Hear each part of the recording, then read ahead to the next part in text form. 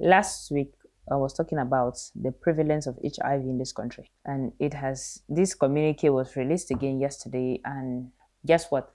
Cameroon, I think, is ranked 16th in the world for the most HIV prevalent country in the world.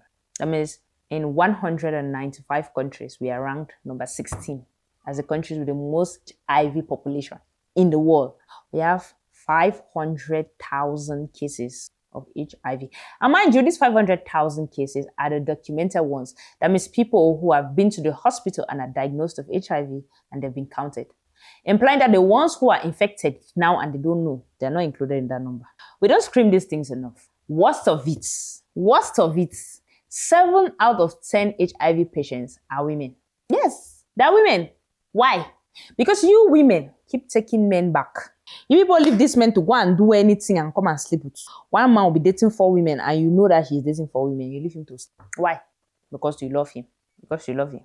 And yes, women too are becoming promiscuous. I don't know why. Women, especially young girls.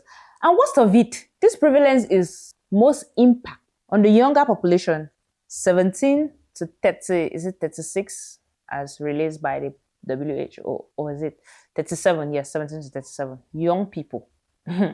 So if you're a wife and you see that your husband is not just cheating, but he's impregnating a woman out there, keep on taking him back. Very soon he'll give you HIV if he has not given you already.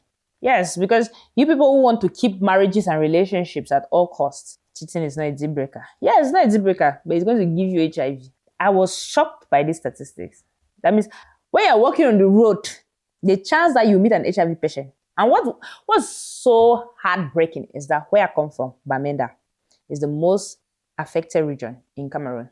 5.6% of the Bamenda population is 5.6% of the Bamenda population is HIV positive. That's to say that 1 in every 18 people you will meet on the road in Bamenda is HIV positive. And guess what? 7 out of 10 of those people are women. So most girls in Bamenda, especially the University of Bamenda, are HIV positive. Yeah, is that funny? Young girls, 20, 19, 15, HIV positive. HIV is not a killer disease. I'm a medical personnel and I can tell you that. HIV is not a killer disease. It's not going to kill you. It has a very wide incubation period. HIV can last for over 10 years in the human body without you experiencing the symptom or sign. It has a wide. That means you can have HIV for 10 to 12 years without knowing. No sickness, nothing. Because your body is still capable of producing a lot of CD4 cells or your T helper cells that will still continue to have you function normally till your immune system is finally weakened and compromised. Then you start to fall down with symptoms. So yeah, HIV is, and now with the coming of the antiretroviral, especially this new phase of antiretroviral drugs we have right now, you live almost a normal life, or you live a normal life just by taking your medications every day. Because after like 6 months of consistently taking your medication, you're no longer capable of transmitting the disease, even if you have unprotected sex. That's because the viral load becomes extremely low. Sometimes, like when I was still working in the hospital, it's like 2 years back, when I was still working in the hospital, I was working in the lab. We would carry out tests on HIV patients who are seropositive. When we use the normal allele-determined strips to check, it will give you a false negative result because the strips cannot dictate in the blood. That means in the serology of the strips cannot dictate it. The antibodies cannot dictate any antibodies because the viral load is really low, but they are HIV positive. That's to say that if they stop their medication, the viral load will grow again.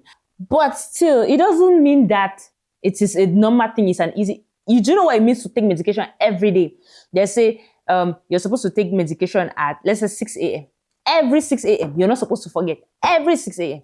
Because what? If you start to miss your medication or the interval, the virus develops immunity to the drug.